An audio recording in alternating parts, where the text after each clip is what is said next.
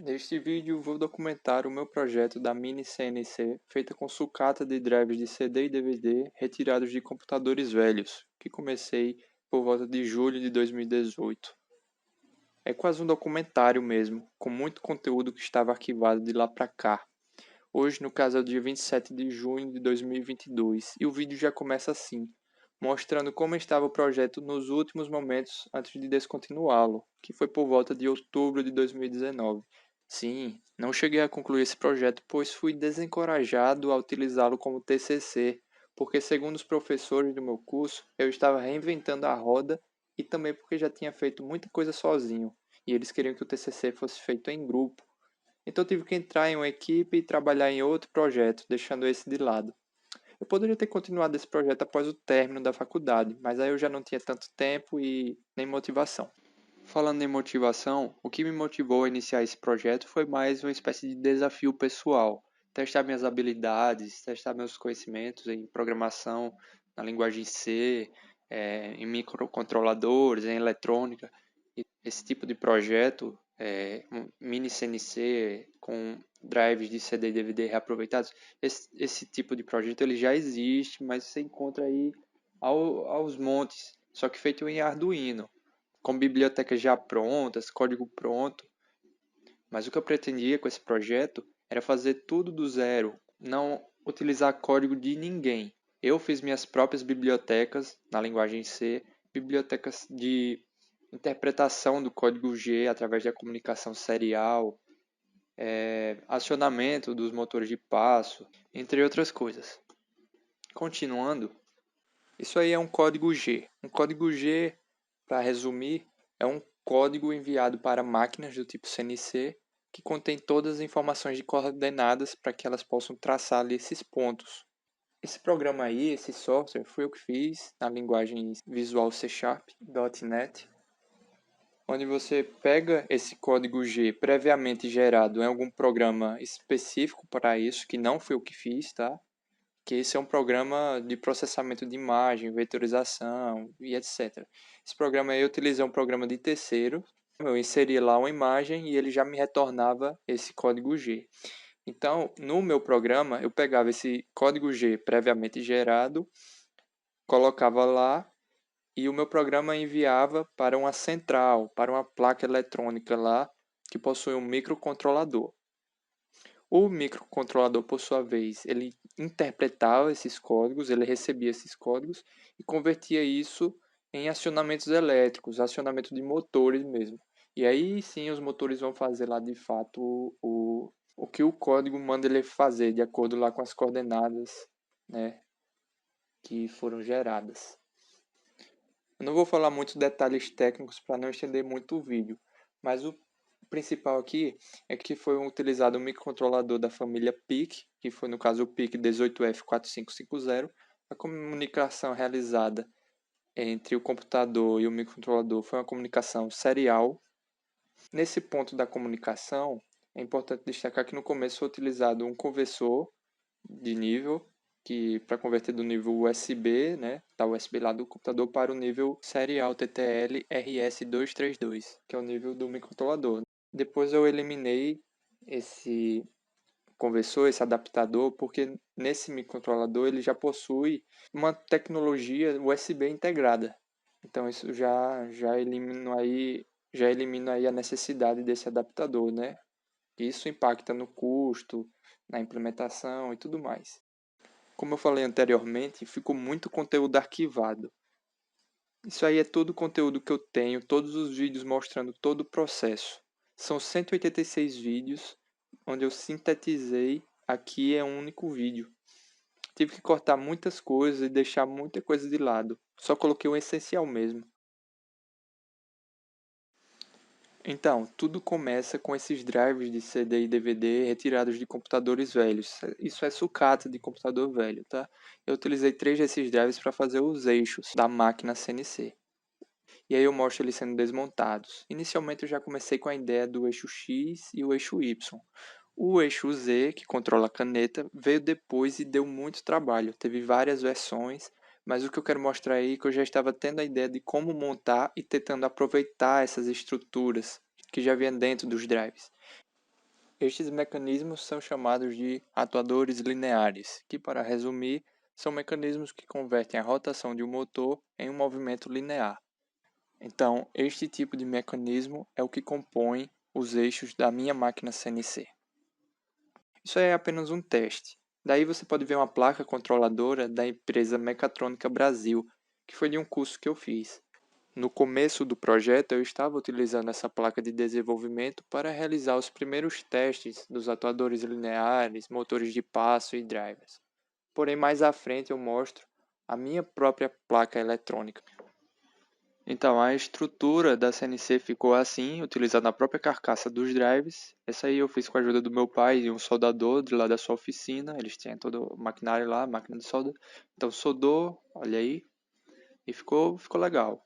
E aí eu já coloquei os atuadores, né, tirados dos drives, já para ir vendo ali as medidas e testando. Coloquei uma caneta ali, já comecei a fazer alguns testes de posicionamento. Você pode ver que eu vou usar várias canetas aí até achar ideal, né? Vou fazendo vários testes, com vários marcadores, procurando o que tinha melhor desempenho, sabe? O que tinha a ponta melhor, os tamanhos, comprimento, sabe? E agora estou mostrando aí o processo de fabricação da placa de circuito impresso, né? A minha própria placa eletrônica que eu vou utilizar, que vai ter ali o microcontrolador, os drivers de motor de passo e etc. E outros componentes ali. Olha, eu desenhei as trilhas, tudo na mão. Depois eu me arrependi, mas olha aí, ó, a corrosão em ácido muriático, por isso que estava verde, e a placa já corroída, né? Olha as trilhas, ficou uma coisa muito feia. E ali eu já fiz a montagem dos componentes. Essa placa eu acabei abandonando porque eu mudei, eu não usei mais esses drives. Esse aí é o L293D. Depois eu usei outro drive melhor. Aí acabou que essa placa ficou inutilizada. Olha que bagunça de fios, né? Não sei se vocês perceberam. Olha, isso aí era um servo, eu tentando fazer as coisas com o servo motor ali para o eixo Z, mas nem deu certo também, eu não usei. Tá aí. E aí, o projeto, porque eu ia levar para a faculdade, tá mostrando ali, ó, o cabo USB, e eu ia levar para a faculdade só para mostrar como estava sendo o andamento e até eu acho que uma apresentação lá. Aí eu já deixei funcionando, coloquei ali um LED para indicar o funcionamento, ficar uma coisa bonitinha. Esse botão aí é uma parada de emergência, aquele botão vermelho ao lado do LED. E aí é o código. Eu não vou mostrar código porque é uma coisa, uma propriedade intelectual, acho que esse é o termo, e também fica uma coisa maçante, mostrando ali algumas linhas de código. Eu fiz um script, eu dava o comando ali no prompt de comando, né, no CMD, no terminal do Windows, e ele compilava o código e já gravava diretamente. Então facilitava bastante os testes. Isso aí é a impressão 3D das peças que irão compor o eixo Z, né? O atuador do eixo Z. Porque eu não consegui reaproveitar um atuador, porque ia ficar muito grande, então eu tive que fazer um do zero. Então eu imprimi e só reaproveitei o motor e o fuso, como eu mostro aí. Então o atuador do eixo Z ele é montado em cima do atuador do eixo X, que é isso que vocês estão vendo aí, um atuador em cima do outro. Tá?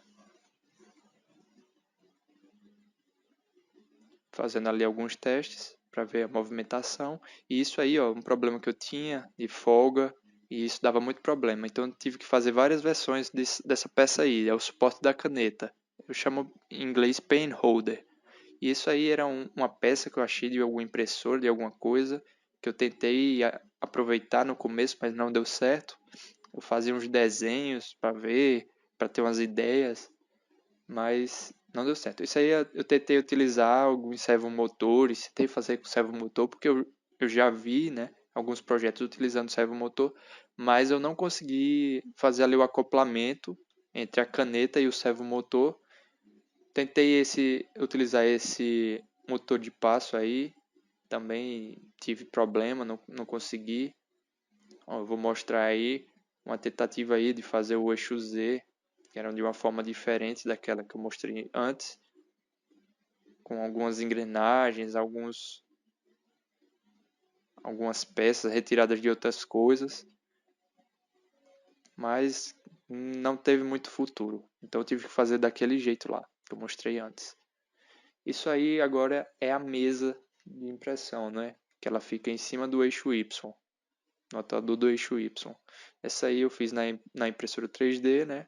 Só que ela tinha um problema que ela tinha essa tampinha, porque aí embaixo ficava um parafuso que prendia ao atuador, né? Eu vou mostrar ele aí, ó, esse parafuso, e ele passava ali por dentro e tinha uma porca, e aí colocava a tampinha. Mas não deu certo, então eu tive que utilizar essa mesa aí, essa placa aí de aço, que também foi feita lá na oficina do meu pai, o soldador fez. Ela estava um pouco empenada, mas pelo menos era lisa. E isso aí era fazendo o alinhamento da mesa, né? O alinhamento do eixo Y. Pode ver que estava alinhado ali no nível, mas eu desconfio muito. Eu duvido muito que estava alinhado de verdade. Fazendo regulagens, ó, nessas porcas para regular aí a distância do eixo. E isso aí é na protoboard, que foi como ficou até eu descontinuar o projeto. Ficou na protoboard a parte eletrônica, porque como eu mencionei, eu mudei os drivers de motor de passo para esse que você está vendo aí, que é o A4988. É muito utilizado aí em impressoras 3D. E agora eu estou mostrando aí o software que eu fiz em C Sharp, onde ele envia esses códigos G lá para o microcontrolador. Tem ali, ó, uma parte que você pode fazer um jog, né? Você pode dar um home, você pode mover ali com as setinhas, né? Para você não é uma parte gráfica, para você não precisar estar digitando o código, né? Isso aí, programas de CNC sempre tem isso aí, né? Ali tinha um multiplicador, você poderia também definir manualmente ali o multiplicador, né? Quantos milímetros ali. Aí eu carreguei um código G e vou enviá-lo para o microcontrolador e ela já vai executar ali. Vou mencionar que cada instrução em código G é enviada individualmente. Então ele envia uma, o microcontrolador, os drives ali, eles executam, né, fazem a interpretação e executam aquilo ali, né, os motores fazem os movimentos e depois, quando tudo está concluído, o microcontrolador ele envia de volta para o programa solicitando uma nova instrução. Então cada linha dessa é executada individualmente, né? Ele não envia todo o código para um microcontrolador. Mostrando aí testes para fazer círculos, né? Tive umas dificuldades para fazer isso funcionar. Tinha uns problemas mecânicos e aí sempre acabava borrando, sabe? Como isso aí, ó. Ali no centro, né? Ficou parecendo um relógio. Essa caneta, com essa configuração, essa caneta eu acho que foi com qual eu obtive os resultados mais satisfatórios, né? Ainda não era 100%, mas já estava no caminho. Esse tipo de caneta tem a ponta mais fina, então eu tinha ali uma precisão melhor.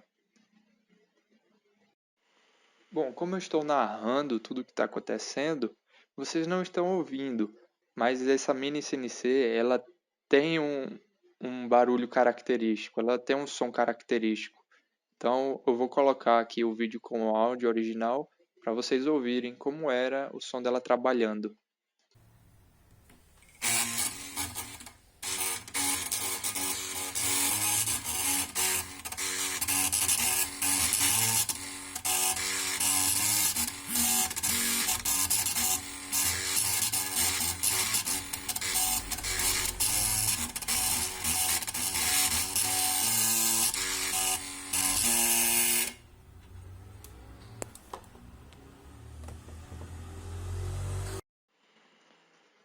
Então, isso aí é interessante.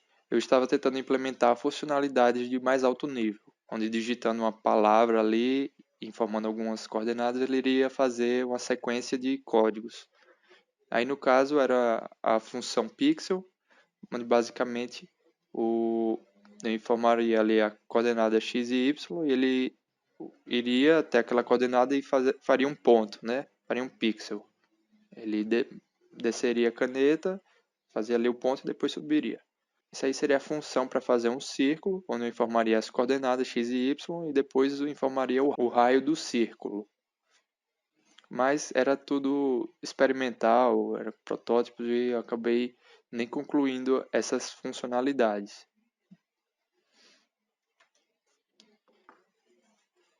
Que como o resto do projeto foi abandonado, infelizmente.